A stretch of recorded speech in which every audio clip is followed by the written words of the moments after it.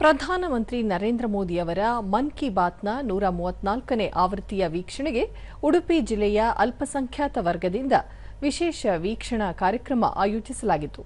ಜಿಲ್ಲೆಯ ವಿವಿಧ ತಾಲೂಕುಗಳಿಂದ ಆಗಮಿಸಿದ್ದ ನೂರಾರು ಮಂದಿ ಕಾರ್ಯಕ್ರಮ ವೀಕ್ಷಿಸಿ ಮೆಚ್ಚುಗೆ ವ್ಯಕ್ತಪಡಿಸಿದರು. ದೂರದರ್ಶನದೊಂದಿಗೆ ಶಾಸಕ ಗುರ್ಮೆ ಸುರೇಶ್ ಶೆಟ್ಟಿ ದೇಶ ಕಂಡ ಅಪ್ರತಿಮ ನಾಯಕ ಪ್ರಧಾನಿ ನರೇಂದ್ರ ಮೋದಿ ಅವರಾಗಿದ್ದು, ಅವರ ಈ ಕಾರ್ಯಕ್ರಮ ಎಲ್ಲರ ಮೆಚ್ಚುಗೆಗೆ ಪಾತ್ರವಾಗಿದೆ ಎಂದರು. ಭಾಷೆಯೊಂದಿಗೆ ತೆರೆದುಕೊಂಡಂತ ನಮ್ಮ ಸಾಂಸ್ಕೃತಿಕವಾದಂಥ ಬದುಕು, ಸಾಮಾಜಿಕವಾದಂಥ ಬದುಕು, ಆಧ್ಯಾತ್ಮಿಕವಾದಂಥ ಬದುಕು, ಅದನ್ನ ಬಹುಶಃ ನರೇಂದ್ರ ಮೋದಿ ಅವರು ನಮಗೆ ಖುಷಿಯಾಗಿರ್ತಕ್ಕಂಥದ್ದು ಒಬ್ಬ ಆ ರಾಷ್ಟ್ರ ನಾಯಕ ಈ ನಾಡಿನ ಈ ಭಾರತದ ಸಣ್ಣ ಸಣ್ಣ ಮೂಡಿಸಿ ಅವರಲ್ಲಿ ಜಾಗೃತಿಯನ್ನು ಮೂಡಿಸಿ ರಾಷ್ಟ್ರಾಭಿಮಾನವನ್ನು ಮೂಡಿಸತಕ್ಕಂಥ ಕೆಲಸವನ್ನ ಬಹಳ ಸುಂದರವಾಗಿ ನಮ್ಮ ಪ್ರಧಾನಿ ನರೇಂದ್ರ ಮೋದಿ ಅವರು ಮಾಡ್ತಾ ಇದ್ದಾರೆ.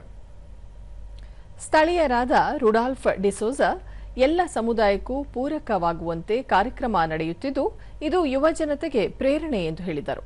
ಮೆಚ್ಚುಗೆ ಪಾತ್ರವಾಗಿದೆ.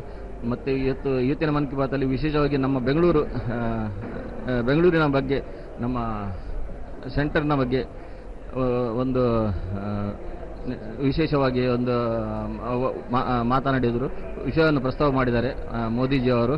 ಅವರಿಗೆ ತುಂಬ ಧನ್ಯವಾದಗಳನ್ನು ಹೇಳುತ್ತೇನೆ.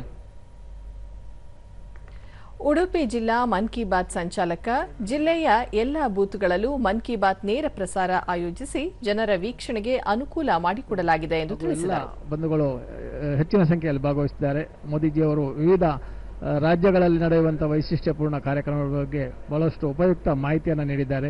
ನಮಗೆಲ್ಲರಿಗೂ ಕೂಡ ಒಂದು ಮಾರ್ಗದರ್ಶನ ನೀಡುವಂತಹ ಮೋದಿಜಿಯವರ ಅಚ್ಚುಮೆಚ್ಚಿನ ಕಾರ್ಯಕ್ರಮ ಅತ್ಯಂತ ಜನಪ್ರಿಯತೆಯನ್ನು ಪಡೆದಿದೆ. ಇವತ್ತಿನ ಕಾರ್ಯಕ್ರಮ ಅತ್ಯಂತ ಯಶಸ್ವಿಯಾಗಿದೆ ಅಂತ ಹೇಳಲಿಕ್ಕೆ ಬಹಳ ಸಂತೋಷ. ಸ್ಥಳೀಯ ಬಿಜೆಪಿ ಮುಖಂಡ ನವೀನ್ ಡಿಸೋಜ ಮನ್ ಕಿ ಬಾತ್ ಕಾರ್ಯಕ್ರಮದಲ್ಲಿ ಪ್ರಧಾನಿ ನರೇಂದ್ರ ಮೋದಿ ಅವರ ಮಾತನ್ನು ಆಲಿಸಿದ್ದು, ಅದನ್ನು ಪಾಲಿಸುವುದಾಗಿ ಹೇಳಿದರು. ಗುರುಗಳು ಸಹ ಬಂದಿದ್ರು, ಧರ್ಮ ಭಗಿನಿಯರು ಸಹ ಬಂದಿದ್ರು. ಅದರ ಜೊತೆ ಸಾಧಾರಣ ಹೆಚ್ಚು ಕಮ್ಮಿ ಒಂದು 150 ಜನ ವೀಕ್ಷಣೆ ಮಾಡಿದ್ದಾರೆ. ಸೊ ಇನ್ನು ಮುಂದೆ ನಾವು ಮೋದಿಜಿಯವರು ಹೇಳಿದ ಮಾತನ್ನು ಅನುಸರಿಸ್ತೇವೆ. ಇನ್ನು ಮುಂದೆ ನಾವು ಒಳ್ಳೆ ಕೆಲಸವನ್ನು ಇವತ್ತು ನಾವು ಮನ್ ಕಿ ಬಾತ್ ಅಲ್ಲಿ ಏನು ನೋಡಿದ್ದೇವೆ ಅದನ್ನು ನಾವು ಆ ಕೆಲಸವನ್ನು ಮುಂದುವರಿಸ್ತೇವೆ.